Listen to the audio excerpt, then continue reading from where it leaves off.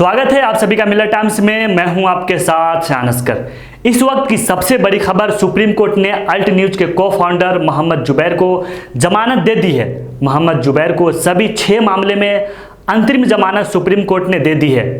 दिल्ली से लेकर यूपी तक के सभी मामलों में जमानत देते हुए उन्हें तत्काल रिहा करने का आदेश दे दिया गया है। सुप्रीम कोर्ट ने कहा है कि आज शाम 6 बजे तक जुबैर को हर हाल में रिहा किया जाए। कोर्ट ने कहा कि जुबैर के खिलाफ जिस तरह के आरोप के आधार पर यूपी पुलिस के विभिन्न जिलों में एफआईआर दर्ज की गई है, उस मामले की दिल्ली पुलिस पहले ही जांच कर चुकी है।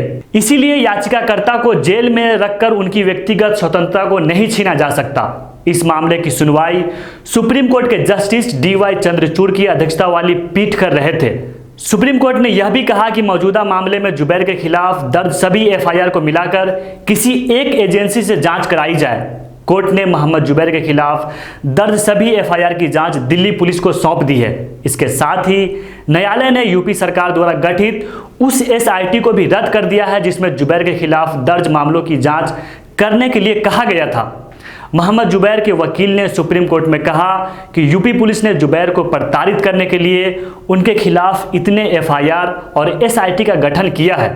साथ ही सुप्रीम कोर्ट ने कहा कि जुबैर के खिलाफ दर्ज सभी या किसी भी प्राथमिकी को रद्द करने के लिए दिल्ली हाई कोर्ट का रुख कर सकते हैं। सुप्रीम कोर्ट में सरकारी वकील ने मांग की थी कि जुबैर से कहा जाए कि वो फिर से ट्वीट नहीं करेगा।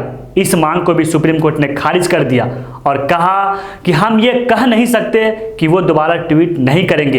ये तो वही बात हुई कि एक वकील को ये कहा जाए कि वो बहस नहीं करेगा। हम एक पत्रकार को ये कैसे कह सकते हैं कि वो लिखेंगे नहीं? यदि कोई ट्वीट कानून के विपरीत होगा तो वे इसके प्रति जवाबदेह होंगे।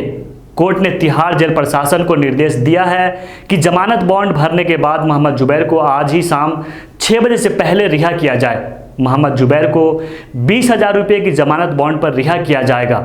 तो दोस्तों, आप भी क्या सोचते हैं इस वीडियो के बारे में? अपनी राय कमेंट बॉक्स में जरूर रखें। मिलत टाइम्स की खबरें पढ़ने, सुनने और देखने के लिए गूगल प्ले स्टोर से ऐप डाउनलोड करें। यहां आप उंगली की क्लिक में पढ़ सकते हैं 4 ज़बानों में न्यूज़, उर्दू, हिंदी, अंग्रेजी, बंगला। आप ऐप पर मिलत टाइम्स की वीडियोस भी देख सकते हैं।